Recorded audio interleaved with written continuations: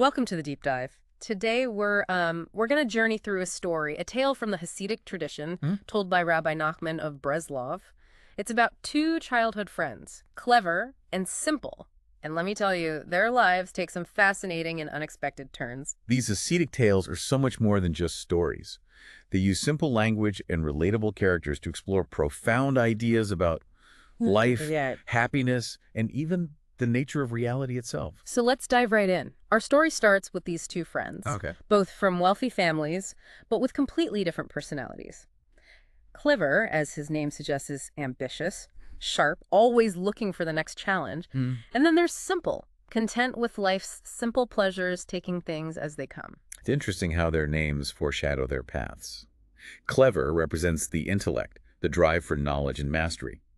Simple, on the other hand, embodies a different kind of wisdom, one rooted in acceptance and contentment. And their family's fortunes take a dramatic turn. They lose everything, forcing our friends to confront a new reality. Simple, accepting his fate, becomes a shoemaker. But Clever, refusing to settle, sets off to see the world. He's determined to make something of himself, to master well everything. You see, this isn't just about Simple being lucky. The story is hinting at a deeper truth, that when we act with integrity and genuine care for others, we become vessels for a higher power to work through us. It's a concept called tzaddik in Hasidic thought, a righteous person who acts as a conduit for divine energy. So Clever embarks on this incredible journey. Right. He becomes a goldsmith, then a master gem cutter. He even studies medicine and philosophy. He's like a sponge, soaking up knowledge everywhere he goes. Isn't there something admirable about that drive, that thirst for knowledge? Of course. Clever's journey embodies our human desire to learn to grow, to push the boundaries of what we think is possible. Right. But the story also asks a deeper question. Okay. Does all this achievement truly lead to happiness? Because here's the twist. Okay. As Clever achieves all this worldly success, he starts to feel trapped, like the world is closing in on him. It's as if he's climbed to the top of the mountain only to find that the view isn't what he expected. Clever's experience reminds us that chasing external validation is like drinking salt water. It never truly quenches our thirst for fulfillment. He's achieved so much, yet he feels empty. Right. This highlights the illusion of happiness that comes from chasing external validation and material success. Meanwhile, Simple is back home, living a life of poverty, even ridiculed for his simplicity. But here's the thing, he's genuinely happy. Wow. He finds joy in his work, his family, the simple pleasures of life. Yeah. It's almost like he's tapped into a source of contentment that Clever, with all his brilliance, has missed. Exactly. Simple's happiness, despite his lack of worldly success, challenges our conventional notions of what it means to live a good life. Right. It suggests that true fulfillment might lie in something deeper, something beyond the pursuit of status and achievement. Maybe it's about aligning ourselves with a higher purpose, a purpose that transcends our individual ego. And then comes a twist neither of them could have anticipated. Okay. The king has heard about these two men, Clever and Simple, and summons them both to his court. You'd think Clever, the worldly one, would jump at this opportunity. Right. But he's suspicious. Really? He overthinks it, Yeah. analyzes every angle, and concludes, there is no king. Is Clever afraid of what he might discover if he lets go of his need to be right all the time? Is there a fear of the unknown driving his skepticism? Yeah. This is where Clever's intellectual arrogance starts to become his downfall.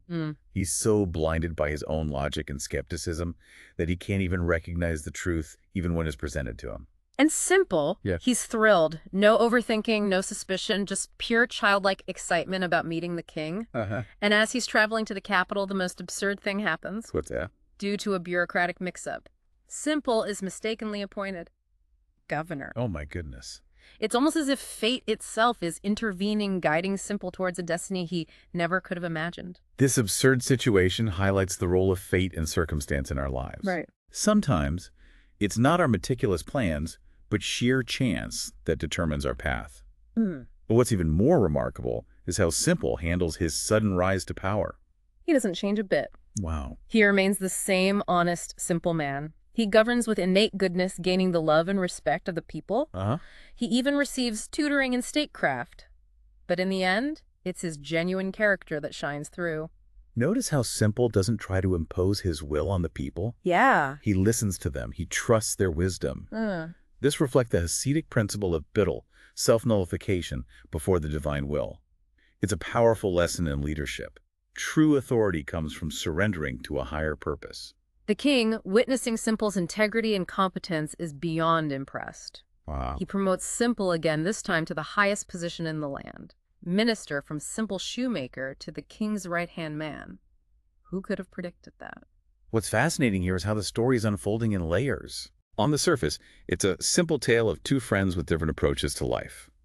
But beneath that, we see the interplay of free will and destiny, the power of humility, and the idea that true leadership often emerges in the most unexpected places. Right. And this is just the beginning.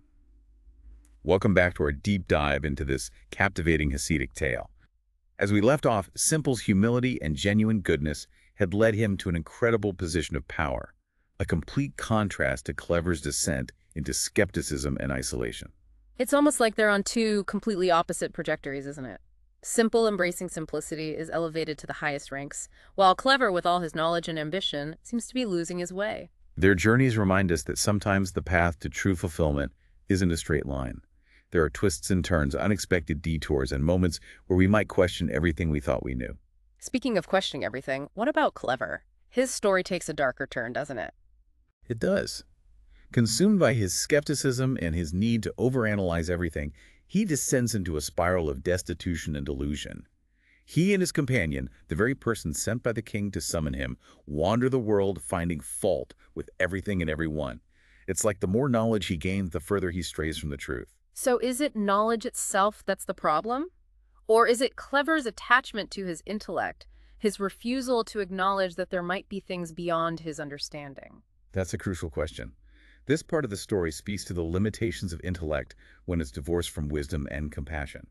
Clever's predicament reminds us that the intellect, while a powerful tool, can become a prison when it's not balanced with humility and an openness to the unknown. And his journey leads him to a rather terrifying encounter, doesn't it? What was it called again? The Devil's Trap? Exactly.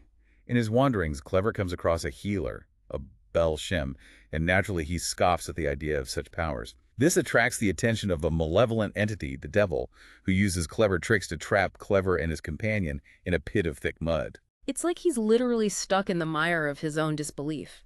He's surrounded by evidence that challenges his worldview, but he refuses to budge. It's almost as if he's more comfortable being right, even if it means being miserable. That's a profound observation. Clever's predicament speaks to the dangers of clinging too tightly to our own limited perspectives.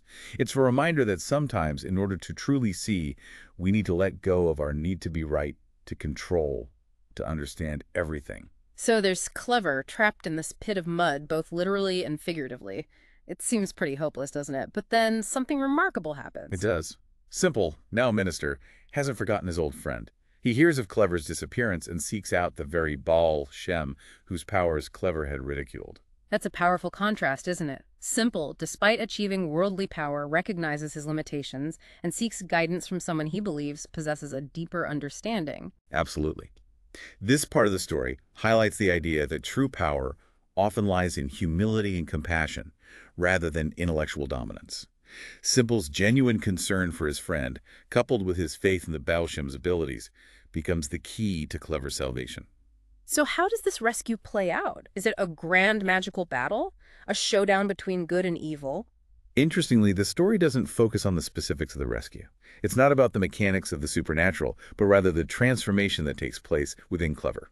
'Cause he finally sees the light. The mud clears, the devil vanishes, and Clever realizes that maybe, just maybe, there are things in this world that he doesn't understand. Precisely. Faced with undeniable proof of the supernatural, Clever's carefully constructed world of logic and reason crumbles. He's forced to confront the limits of his intellect and acknowledge that there are forces at play in the universe that transcend his understanding. It's a humbling experience, to say the least. After all that arrogance and skepticism, Clever is brought low, not by force, but by the simple truth. But what happens to him after this realization? Does he become a devout follower of the Baal Shem?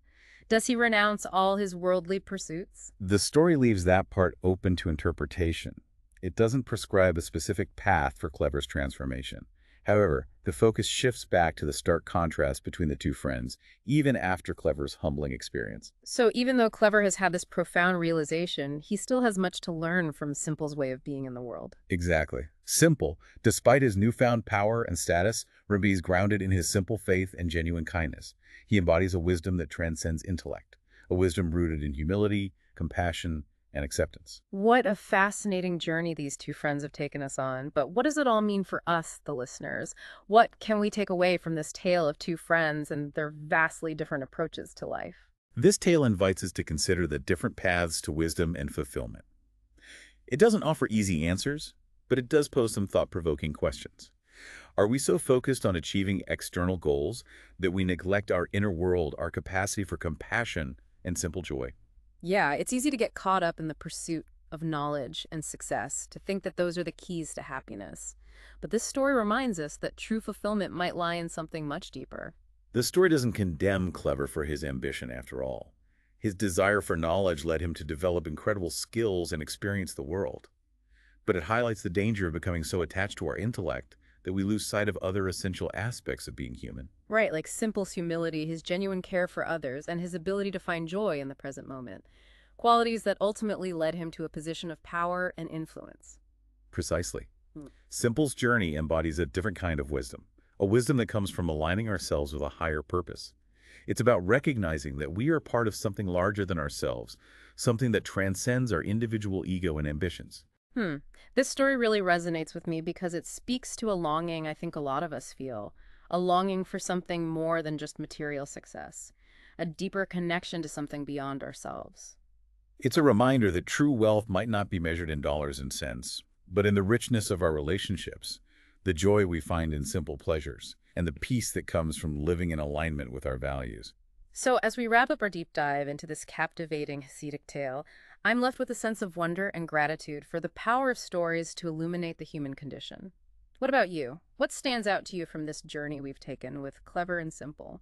What fascinates me is how the story avoids easy answers or moral judgments. It presents Clever and Simple as two sides of the human experience, reminding us that the path to wisdom and fulfillment is often a delicate dance between head and heart, intellect and spirit. And maybe, just maybe, it's in embracing both our clever and simple sides and integrating our intellect with our compassion and our ambition, with our capacity for joy, that we find true wholeness. Beautifully said. Until next time, keep exploring, keep questioning, and keep diving deep into the stories that reveal the hidden depths of what it means to be human.